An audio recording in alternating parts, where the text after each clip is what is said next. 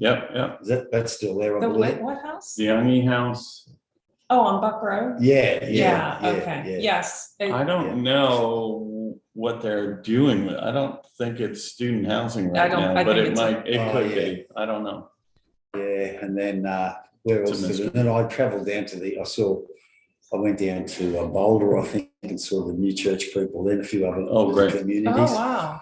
And then I was there for about 2.5 months, and then I come back to Australia. I wanted to see the US anyway. Yeah. The next, I believe we're going to have a new church camp in Jerusalem. Did someone say that? Did someone say they're going to do something in Jerusalem or something? Or I like to. Yes. yeah, Maybe somebody's doing I something. don't know. Yeah, I want to get back over. And I'll get back over there. Yeah. I'll get back over. I've been to Israel. I'd love to go back to Israel too. Oh, that's. I'd love to go I back don't there. think I've ever actually met you. I know that because of Angela. Well, Am I when you were in Bernathen, when her grandfather passed away, yes. Were you on that too? I was on that I group. know. I saw no faces. Yeah, I because just said, oh no, grandpa's gone. Gotta get home. Oh, you received a call Yes, right then. when we were working. Yes. And Angela, I think you had just come up to say hi to Angela. Emotions are coming up. Oh, yeah, lovely, that was lovely, nice yeah. to feel, and I'm still looking forward to seeing Angela. Yes. so he was kind of the driving force behind the Cardinals, isn't that right? So, Your father, his, his His father Norman, yes, was yes, that's right. the one who he started the gardens. He had put signs out in Yes. So those were stations. the He did all the wooden ones. original signs. Well, yes. Yes, or, We would burn them all for him.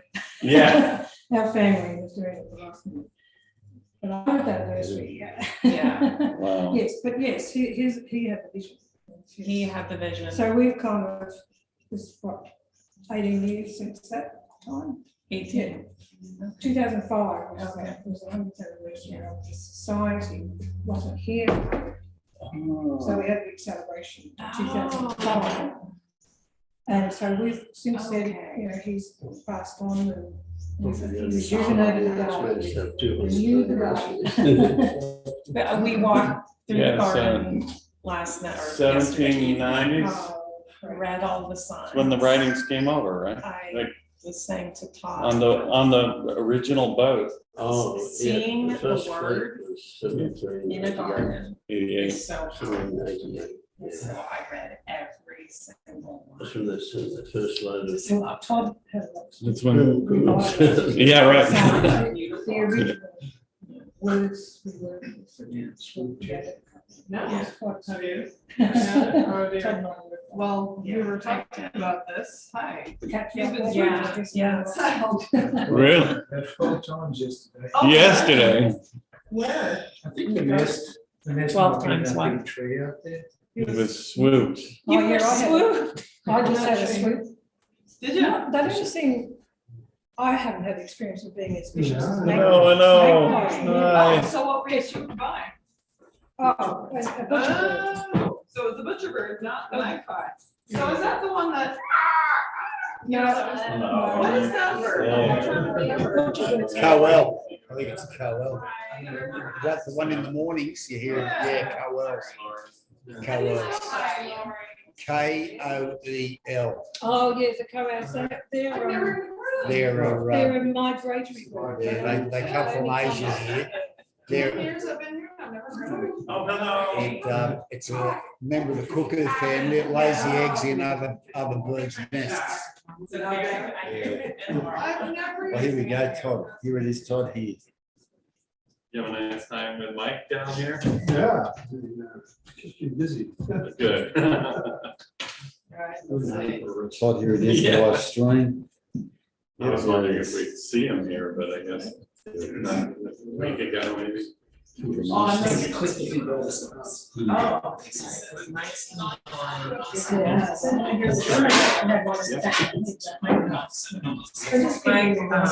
My parents were, well, my mom just. Alfie's been father swooped passed by away. mine. I can't remember. And was, so sweet to my mom, it's my dad's cousin, kind of passed. So good about reaching out. What is that? It could have been that I heard this morning, but it also. Yeah, I've never heard of it until now, and you're telling them out here, so I've never heard these names. Well, an Indonesian cuckoo, and they commute between Indonesia and Australia. Come in here. They're very annoying. At least sticky I'm web. sitting outside the bedroom window. On my way down the lawn, up a weird way. There were some noisy birds this morning at 5. There it is. I've never heard of it. Let's see. Oh, sorry, David. Uncommon. Says it's uncommon. Well, But it's not you really. hear them, you don't see them very much. But you hear them. They wake me up in the morning. That's right. Do you know what else they do? They lay eggs in the smaller birds' nests and leave the magpies over the tree. Much more bird, much Amazing. Do butcherbirds do that as well? Or is there another bird that does that? Because I've been told about this one that comes in and lays, that like takes over a nest, but I don't know his name. So I don't know if. I don't know about. Anyway. We've seen it. So is the swooping, is that like where eggs their nests? Is that Yeah, what they it's do in when the you strip? nesting season. Heavens? It's all right. In Australia, you expect to get carried off by these birds when they swoop you. They just pick you up by the neck and fly off. Why are you giving me so? Do they peck you? Isn't it very nice? Wow. They're nesting in it, like. Yeah, yeah.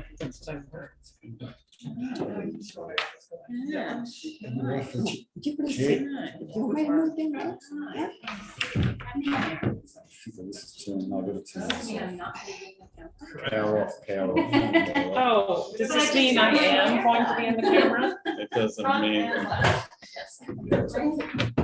Oh, look. You're still in the camera. Oh, okay, all right. It does. It's all. It's okay. Dave's just having power. Oh, we need another chair. This one And for Oh. Leave that to Sweden.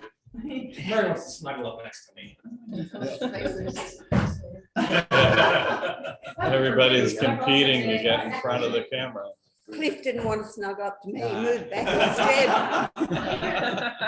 You're gonna take the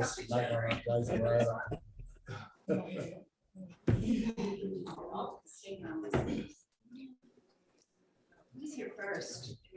There was a chair for you in there. I know.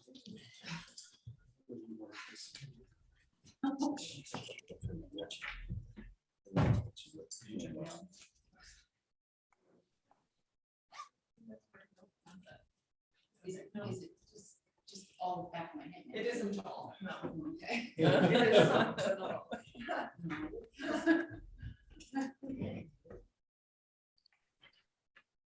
All right, well, here we All are. right. Never guess. Teacher today, so. Welcome, Dave. Yeah. And the topic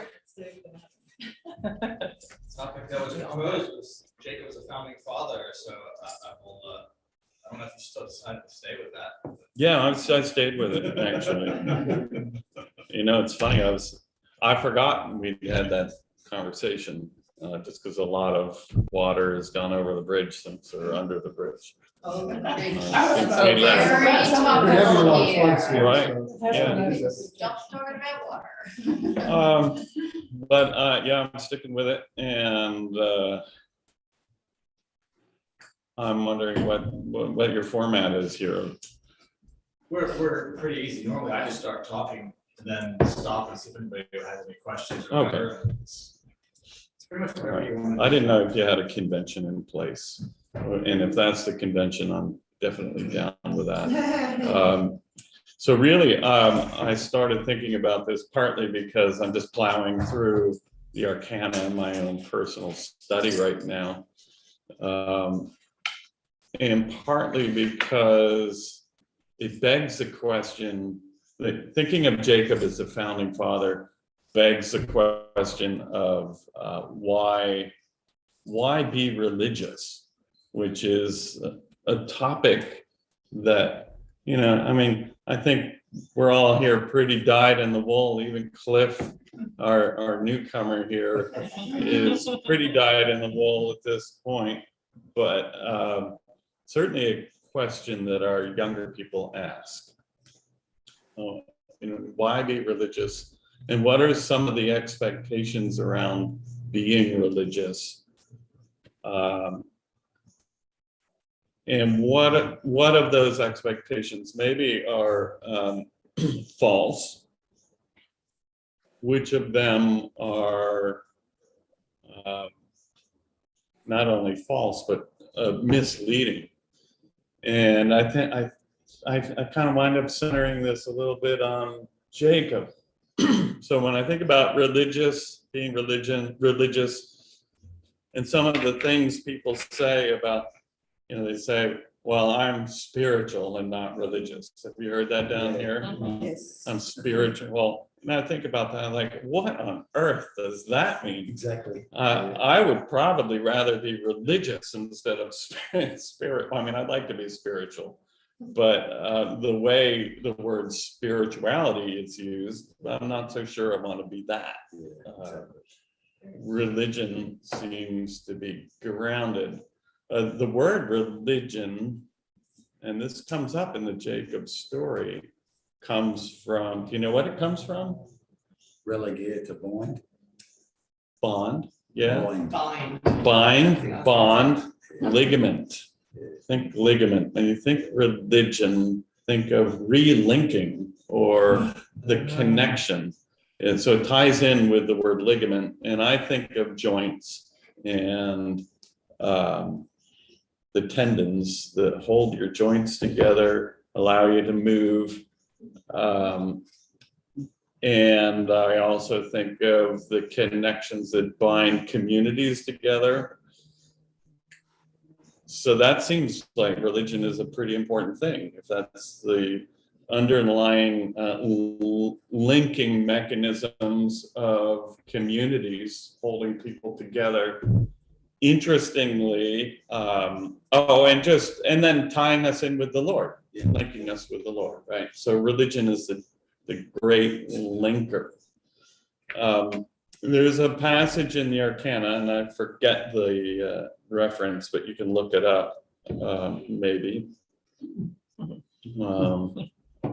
The passage says that no, and this is the word that's used in Eliot's translation, no monolithic community ever lasts.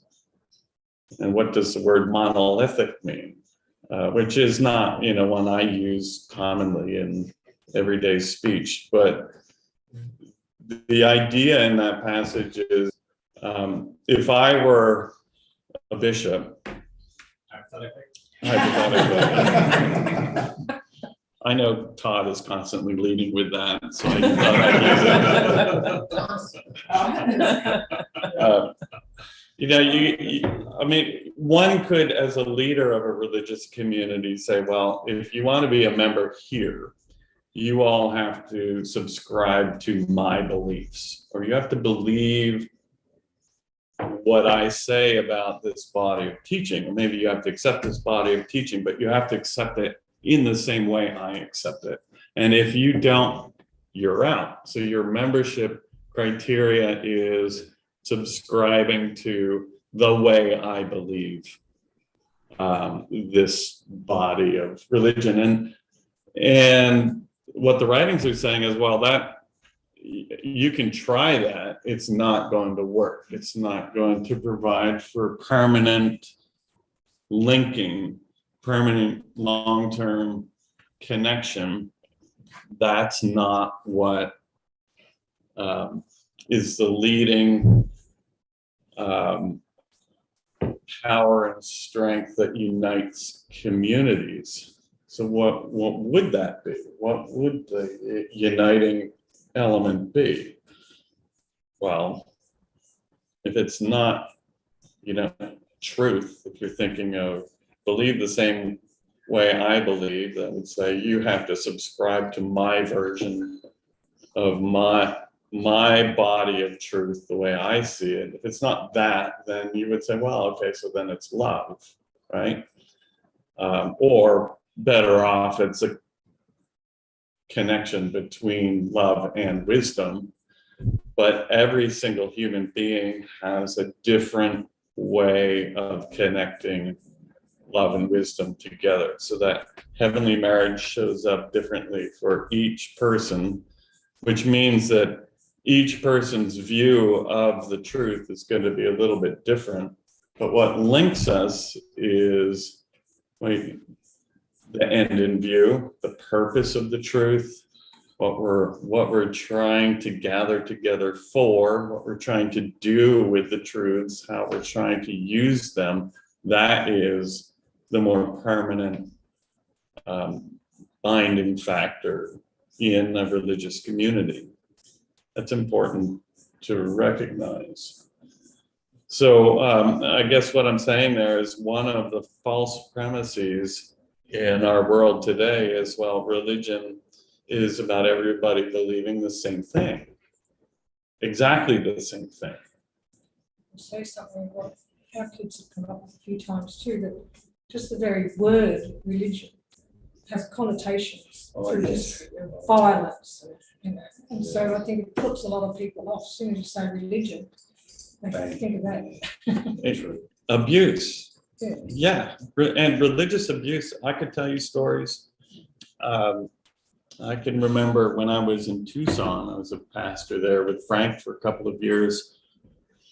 And this woman was doing her wedding, and she described how when she was 10, 11 years old, her father passed away, and her mother married somebody else who was hardcore Jehovah's Witness, and said, either you subscribe to this faith or you're out. As a 10, 11-year-old, she left her family. She lived in friends' houses for her teenage years. And how could that not be religious abuse? Like straight up, that's ridiculous. And who in the name of God would literally, who would do that to a child? So yeah, I mean, is that girl attending church regularly? I doubt it. And there's tons of that, goes back thousands of years. However, I think that there is an appropriate version of conflict, contrast in religion that we do experience, in part because of this statement about monolithic communities, that we're all trying to understand the truth. In the series, when the writings get serious about Jacob, there's a lot of passages about appearances of truth.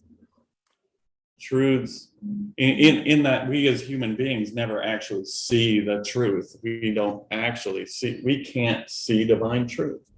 We can't see it because we are not divine.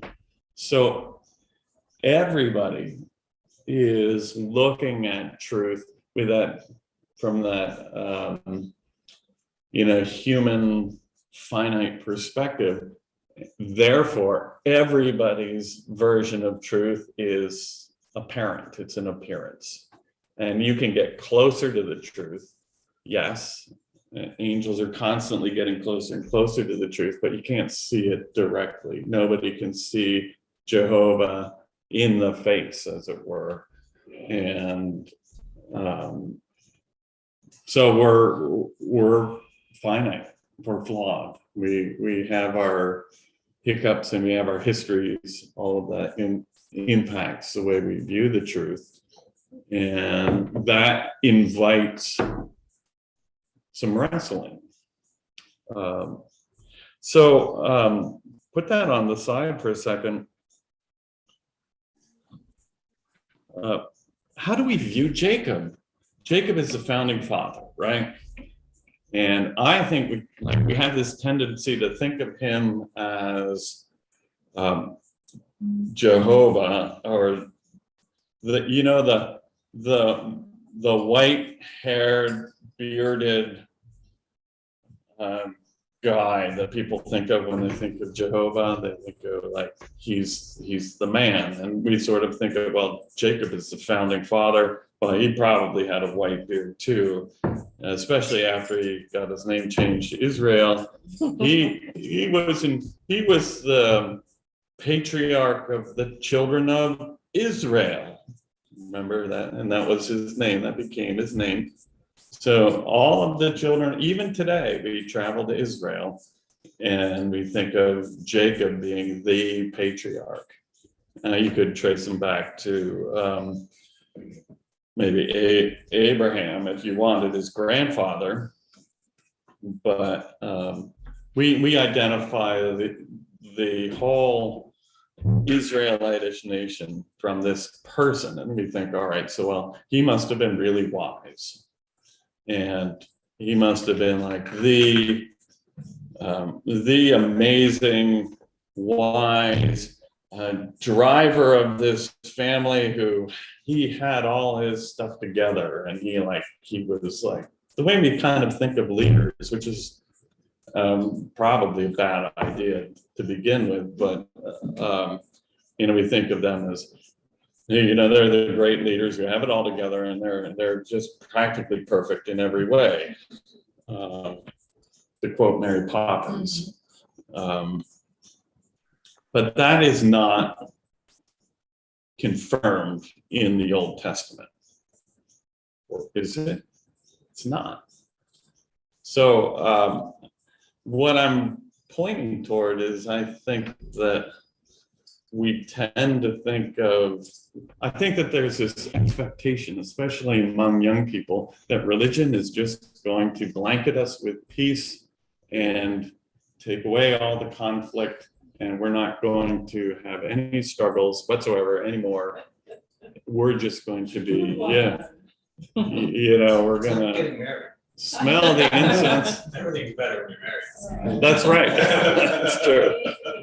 See, this is what I wish for. Yeah. I really do. Peace. In the peace, I know, I find myself wanting it too, but Yeah. but it's not what the Lord said. Yeah, I know. And I do think, what? You can have it Oh, at times. It's yes. not all, Absolutely, yeah. So you, in a sense, your wish is granted through times of strife. We get. It's a little bit of a polarity, because I think we do want to create, I think of the sacred space in church, for example, is intentionally trying to cultivate a place or an environment where you can feel that connection with the Lord. It's transcendent. It lifts us up out of the cares of the world, and we can really experience a connection with the Lord and the angels and each other in a positive way. But that wasn't I think the baseline is there's a lot of conflict. And instead of thinking of Jacob as the practically perfect patriarch, I would think of him as the quintessential teenager.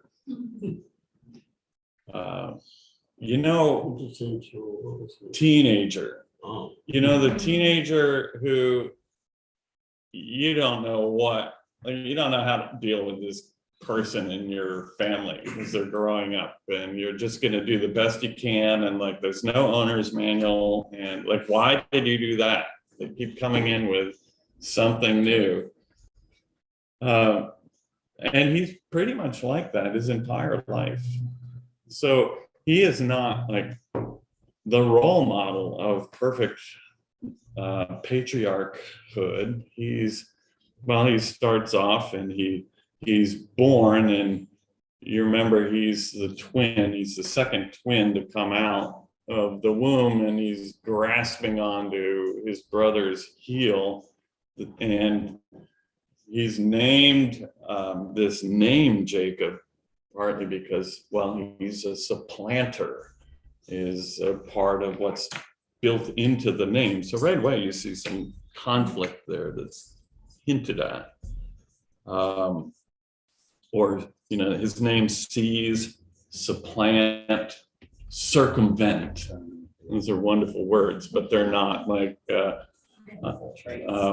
Mr. Ethical here.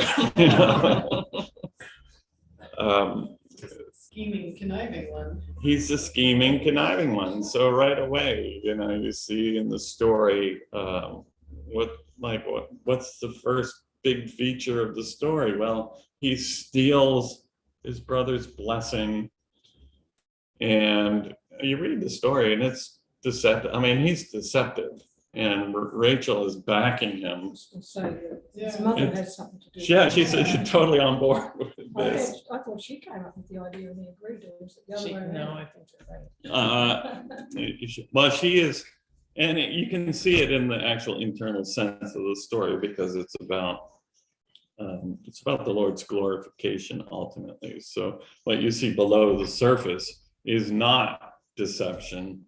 It's the Lord growing up and combating his external nature and rejecting everything that came from his maternal heredity, and allowing that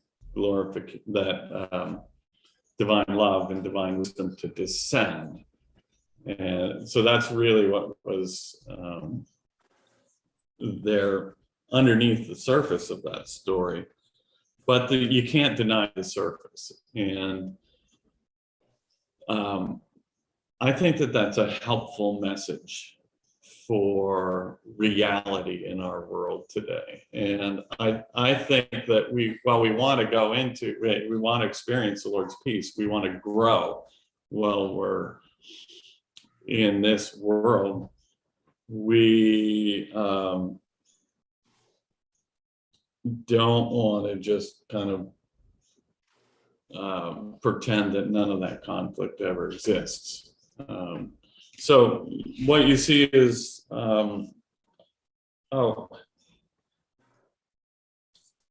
Jacob is a teenager. To me, the biggest illustration of him being a teenager is that there's a story of him. Remember, he's alone after he's married with all of his flocks, and he's going to reunite with Esau, and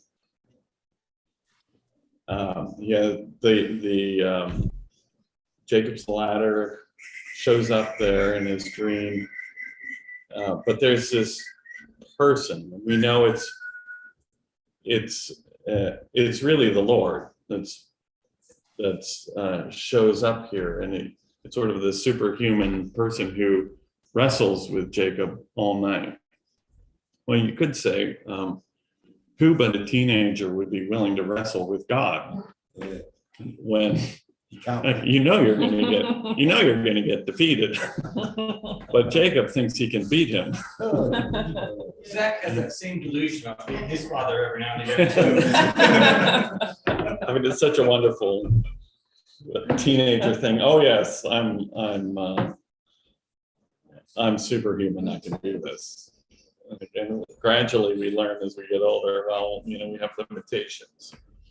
But I just love that funny little, I think it's kind of funny that wait, he should have known from the very beginning, wait a minute, this is gone.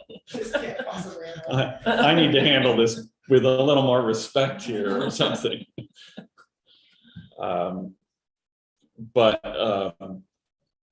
that's his nature. He's a supplanter, he's a Caesar. And spiritually, Jacob then is representing truth and his brother Esau is more on the good spectrum. And truth, we know in our spiritual development, leads us. So it's first in time, but gradually as we grow and we grow into that heavenly marriage, a connection of love and wisdom, it's the love that drives us. And it's that love flowing into our understanding where we have a commitment to see how does this actually help me live, and really committing to trying to bring the Lord's love into the world through truth, rather than just kind of, oh, truth is going to get me, it's going to get me saved, or it's going to get me whatever I need,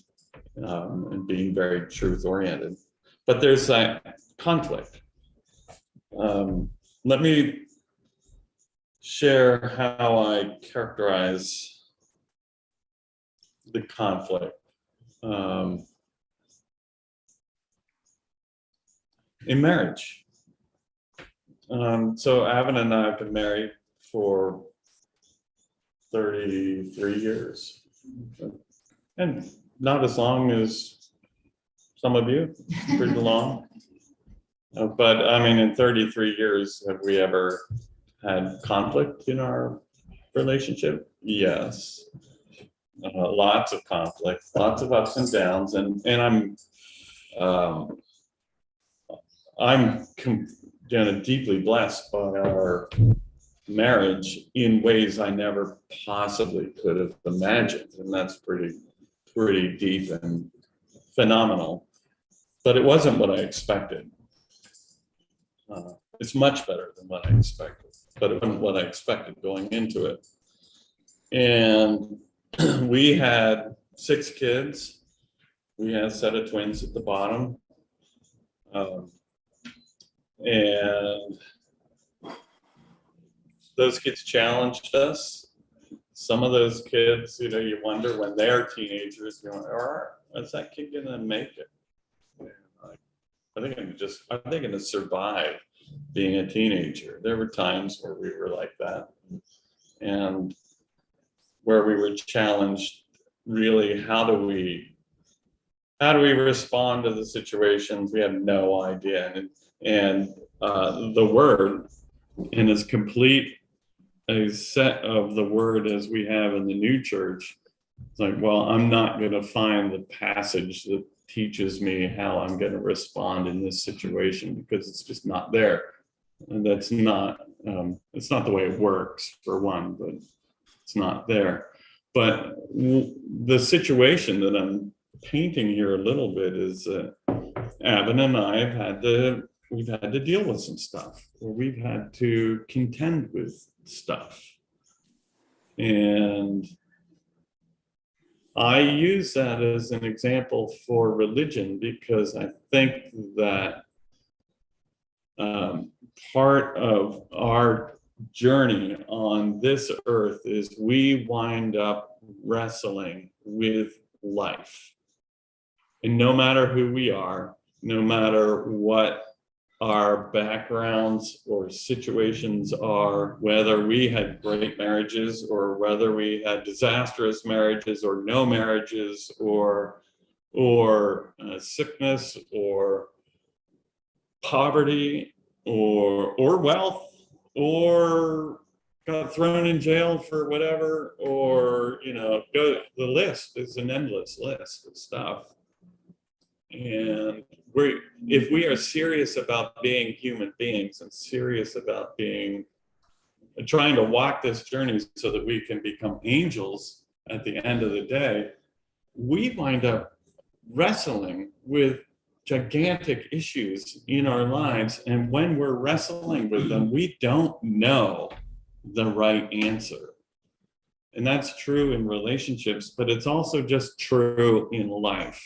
And so what I think is really wonderfully characterized by Jacob being the patriarch, being this contentious teenager type person, is that there is a symbolism there of the kind of contention that's positive, that is just a part of human life, and that we are invited to try to figure out the right way to live and figure out how we can contend with these issues so that there's a positive outcome. And we're not just finding the rote answer here. We need to have a community where we can have these dialogues and where we can think about things so that we can do the very best we can in the light of the Lord, trying to figure it out. And I think in the light of that, the idea of Jacob being this rebellious, contentious supplanter, symbolizing conflict, is actually a wonderful picture for a religious community. I'm not saying we should give up trying to love each other, or give up trying to create sacred space together and enjoying the Lord's presence. I'm not saying that at all, but I'm just saying, if we acknowledge that our world includes some issues that bring suffering, that are challenging, that there isn't just going to be a simple right answer, that we need each other to kind of try to figure things out. And in that climate, we can do better than doing it alone. That to me is a very supportive environment. And I want to be a part of that community, even though it might be, we might knock heads a little bit at times, and it's not what it's about, but it's an environment where that goodness can emerge. So let me just pause with that and see if anybody agrees with me, or Well,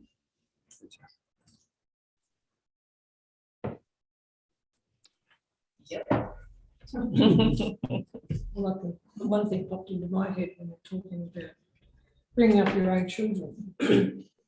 When some of our children are married and having their children, I've had them come to me and say, "Mum, how did you do it? Dad, how did you do it?" So it's kind of evolves, and they see, wow.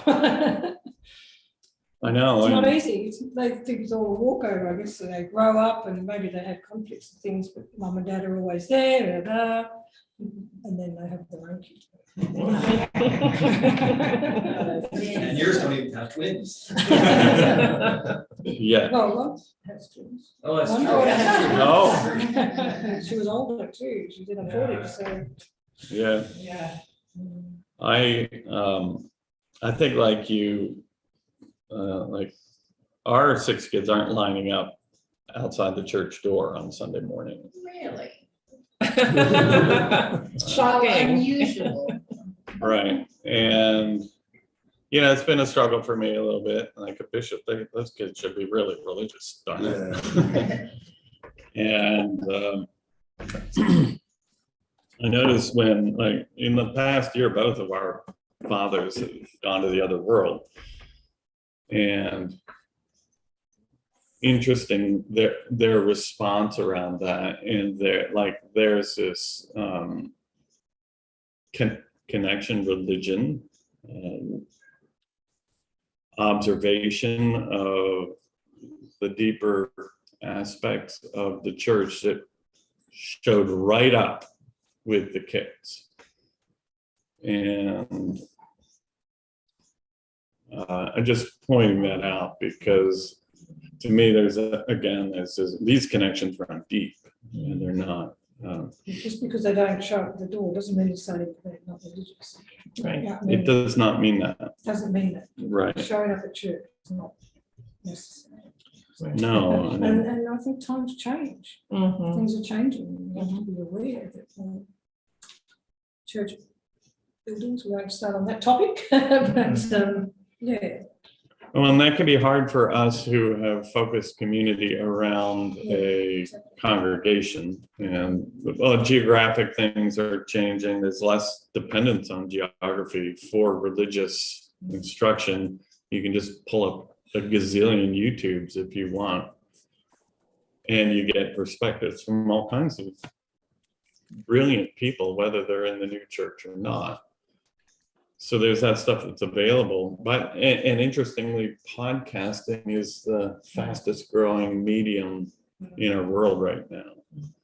And it's not the videos, it's the audio podcasts. Todd.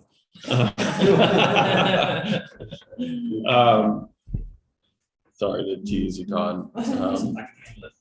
He's been teasing you.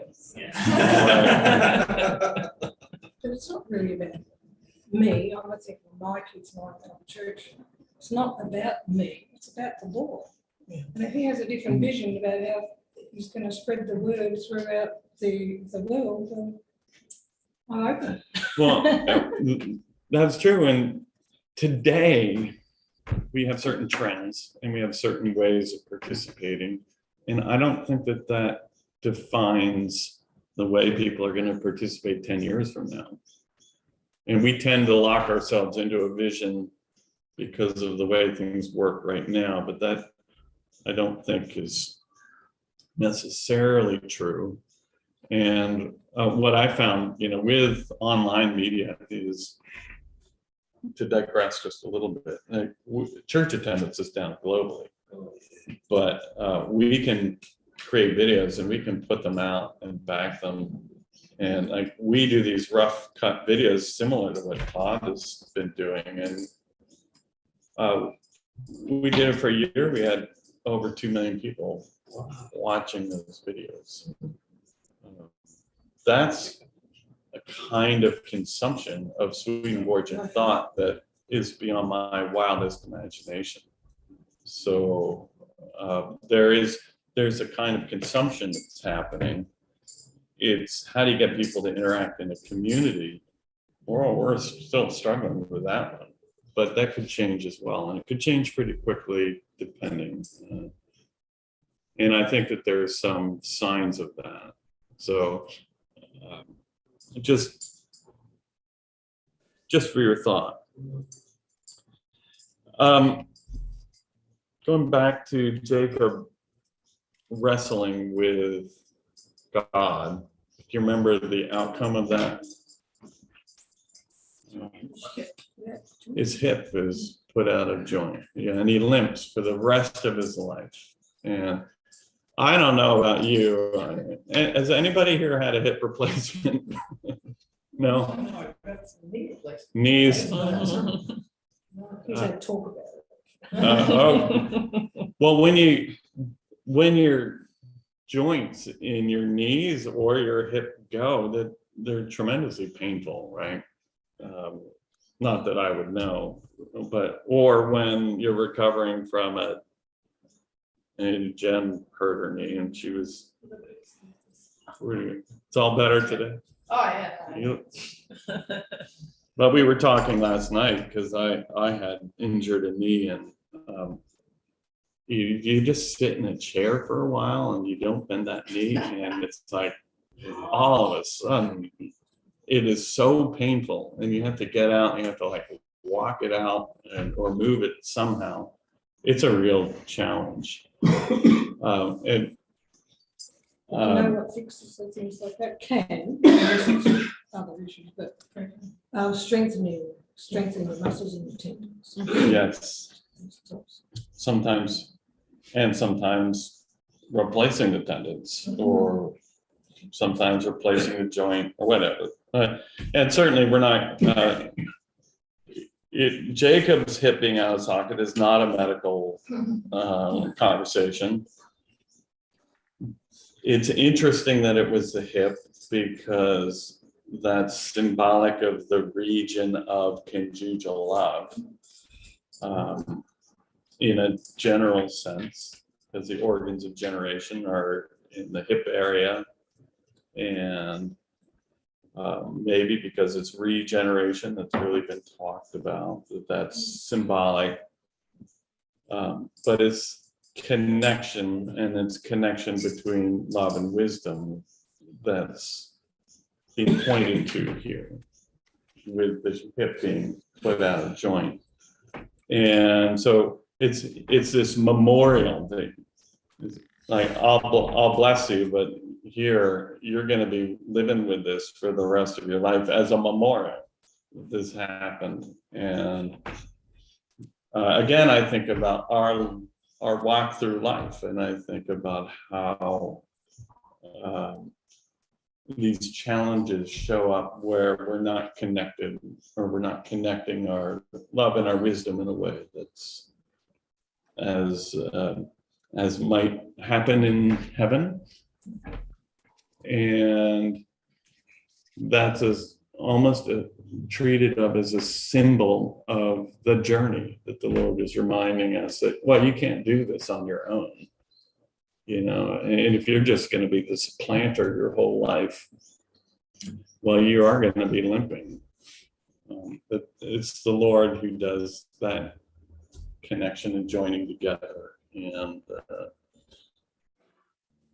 it's just built right into the story. And I think that's a pretty cool element of the whole Jacob story, that there it is, shows up and is there throughout. I mean, you don't read, for example, about Joseph's story down in Egypt and Jacob's interaction with Joseph, and you don't remember necessarily that he was limping, but he was.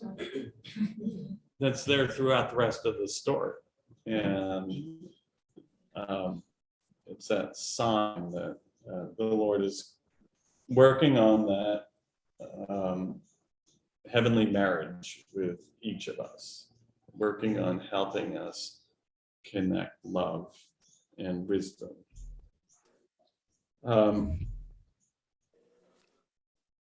Another reflection that I had on this was, and this kind of ties in with what I was saying in the very beginning, but if you look at the New Testament, so this is sort of focusing on Jacob, but you look at Jesus in the New Testament, and could you say that the story in the New Testament of Jesus was all loving, peaceful, joyous all the time, without any conflict?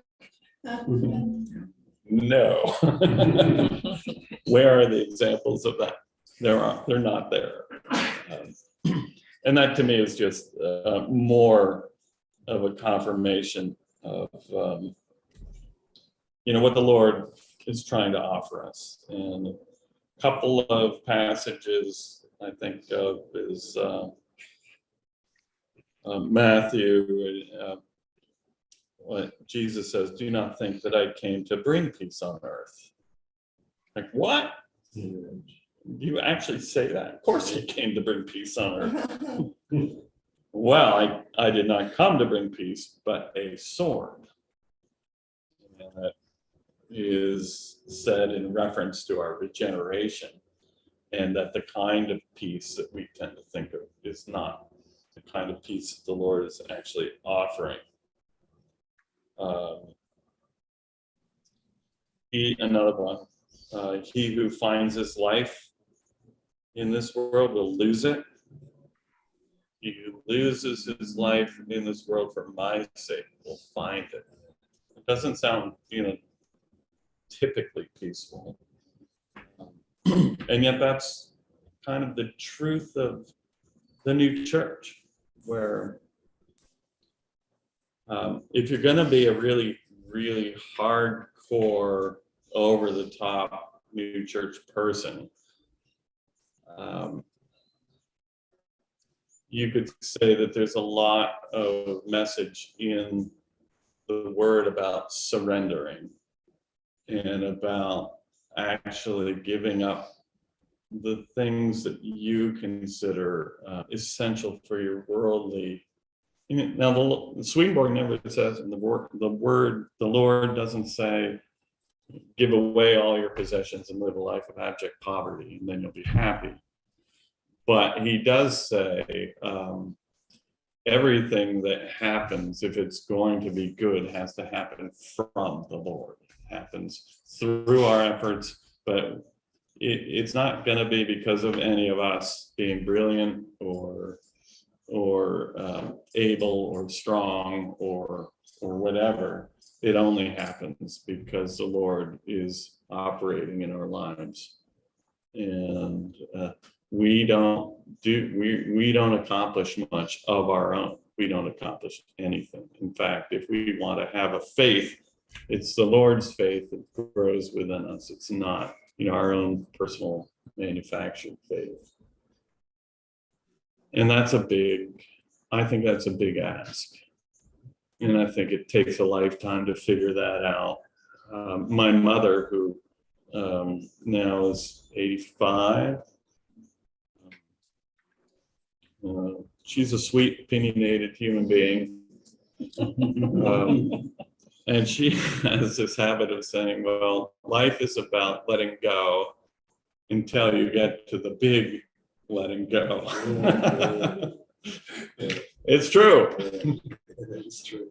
It's true. And I think embedded in that is recognizing that, the real meat of life is the stuff that the Lord offers. And the real stuff that the Lord offers is really about the next life. And we're just in this life for this tiny fraction of a second compared with eternal life. And it's really just about preparing. And to me, that also, and this is a little bit of a maybe it's not a segue, but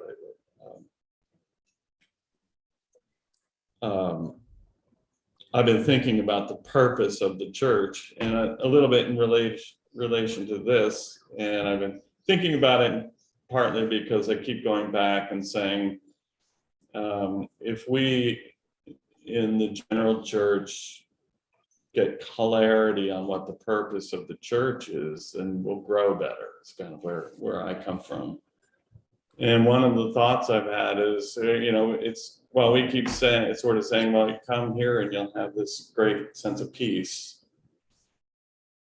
But that's not quite true, as I've been talking about. So what is the purpose of the church? What do the writings say over and over and over again? Purpose of the church is heaven from the human race. Yeah. Okay, so salvation is another one of these words that's kind of tied in with religion in a negative sense in our world culture. But it is really about salvation. It really is about what is to come. It's about preparing for what is to come. And hopefully we can let go of things so that we can enjoy that ride a little bit more, but it's not promising that it's going to be easy or perfect or without conflict, or that we're even going to really see what the right next step is. Which, that's the world I live in. I don't know about you. I feel like the world I live in with my community, things show up and I have no idea what the right thing is. I'm just going to do the best I can and help. And Avon has helped me with that a lot, but it's a very humbling journey when you think about it. So anyway, tying that all back, that seems like a community where we're involved in contention, in that we're contending with each other, trying to figure out what the right thing to do is. So we're wrestling. We are wrestling, but we're wrestling to try to figure out how to live, and praying that the Lord is with us and hoping that He helps us. And that's kind of what I had brought for you today. So, anybody have any thoughts? So I wrestled with doubt. With doubt. Doubt. Just wrestled, just that's not about the Lord, but just about myself. That's a big. I fight with myself all the time in my head. We Yeah. wrestled with the board anyway, because it's. Yeah. I can certainly resonate with that. Yeah. So, Just going back to the title, yeah. founding father. Founding father. Where does that come? Yeah. So Father of. of what? Right. The reflection was really that we have this Jacob persona that people, without really thinking about it, think of, oh, well, they think of him in different terms, and he's actually portrayed in the Old Testament, and that has implications for religion in general. And to be a little more realistic about it, actually, I think clarifies things and helps us have a much healthier view of what religion offers, which is a better kind of religion than, Todd. I know Todd does this all the time, but he just comes in and he's like, come to church and all your troubles will go away and you'll not have any more troubles. And if you just believe, you'll just be happy and peaceful all of your life. Which I know is not true, but there's this faith alone thing that's embedded with, well, Jacob is more of a superhuman than what he actually is, and he does have some superhuman stories in there, which are cool, but he's a teenager. He's still a teenager. So it's not founding father of Israel's church. That's what I was assuming it So was. is it Abraham? I'm just trying to. What founding father. I wouldn't overdo that title because I didn't spend hours and hours thinking about it. Well, I guess it's only on my mind because I've been doing research for the archive display. And so this guy up here, Richard Morse, he's like the founding father, I guess, of the Hurstville Society. Because of him, we're here, basically. So Right. I'm just connecting. Yeah, no, I can't I won't say he's a teenager because I have no idea, and he doesn't look like a probably had teenager. those things happen too in the beginning of the group and everything. There was that. It's kind of interesting how contentious the general church has been throughout time. And I think that it's useful to sort that out a little bit. That some of the contention is not useful, and some of the contention is very useful. And I've wondered, and I'm just using this as a springboard a little bit, but you think about the future of the church. What does the future look like where it is prosperous in a different way than it's prosperous right now? And I could come back here in 3 years and give you a totally different answer, and maybe I would. But right now, what I would say is there's a dialogue that often happens in the general church that is a debate about truth. And it's just a debate about truth because it's enjoyable and challenging to debate with somebody else about truth.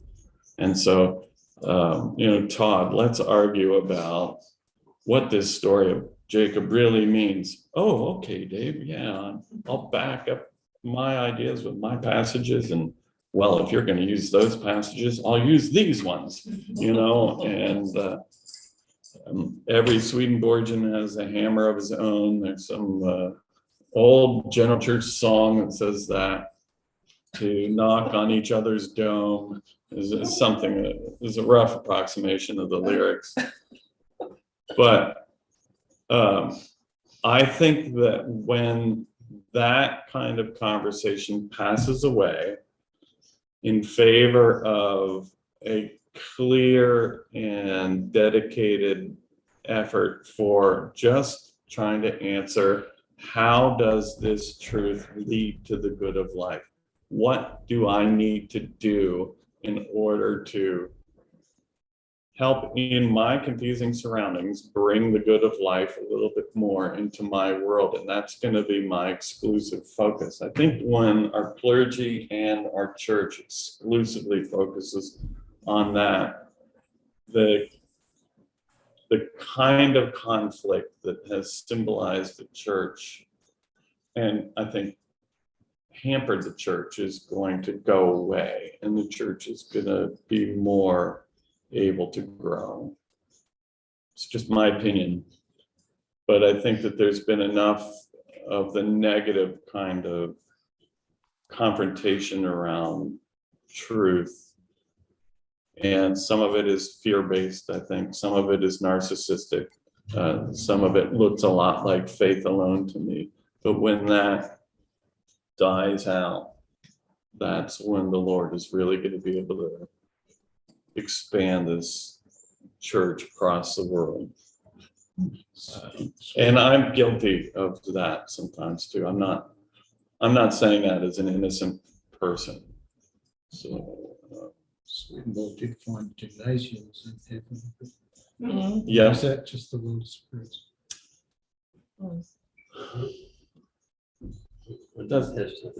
that's a good question. I don't know. Schools of debate, there's schools We of didn't hear the debate. question. Oh, he points out that there were gymnasiums in heaven, that there are forums of debate, yes, but then he also, like there's that memorable relation where this guy in the world of spirits is going to prove to Swedenborg that a crow is white. And Swedenborg's like, you're out of your mind.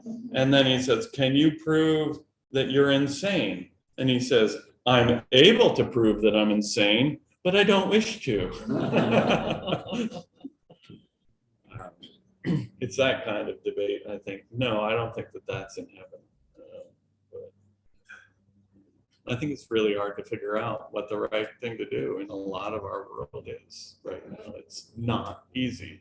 You mentioned that fastest growing medium is podcasts. Yes. Here in Australia, we have a fund called Basil Laser Fund. Mhm. Well, you've heard of it. I'm familiar with the name, yeah. Yeah. And it's undertaking to republish little booklets that Basil Laser Mm-hmm. created. And we did one volume some years ago. And it was a printed one that was done quite nicely and so on. Mm-hmm. But this time we're using multiple. We're expecting using multiple mediums, including podcasts. Yeah. I would be trying that. I would be doing that if I could. And it's hard, Todd. I'm speaking out of turn here, but Todd has done a lot of these video vlogs, I would call them probably, or video podcasts. Do a little video, throw it out, and what he did that I think was wonderful was he stuck to it. And I think we go into this kind of work thinking, well, you have to be a movie star, you have to have good looks. Wow, check.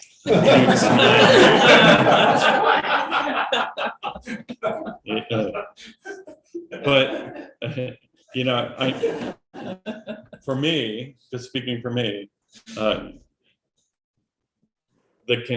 people consume these videos, they expect it to be a little bit rough. They expect it not to be Hollywood polished. And in fact, some ways that's a put off. If it's got that, Hollywood clang to it, people are gonna, it will evoke suspicion.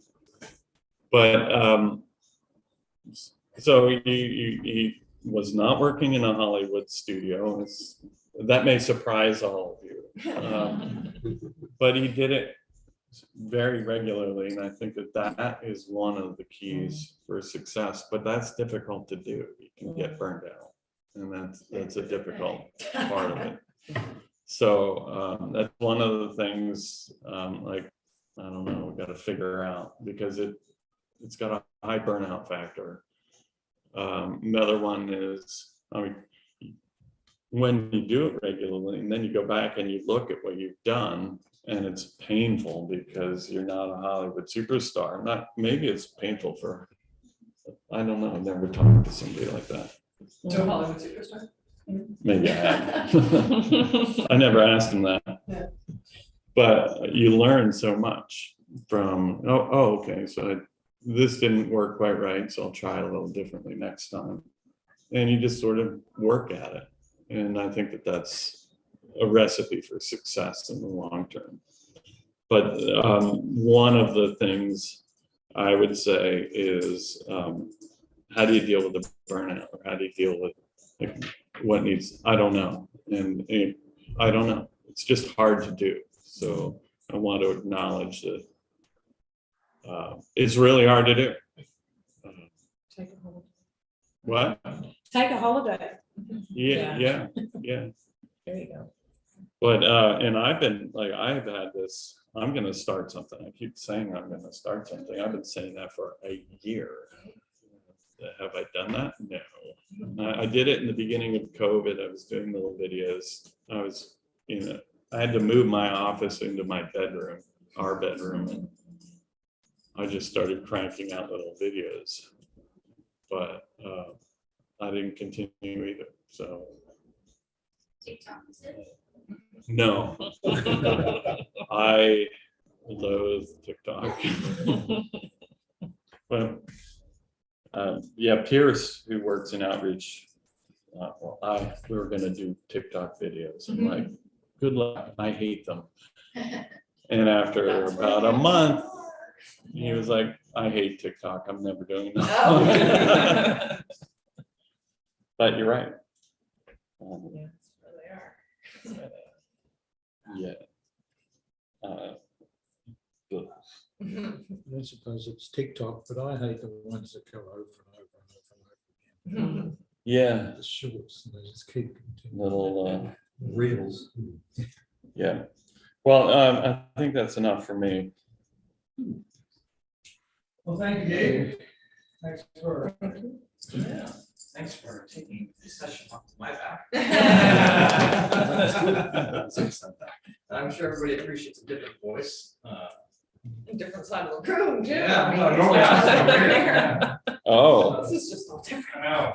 So, we'll sign off for those of you who are online. I'm gonna end your stream. So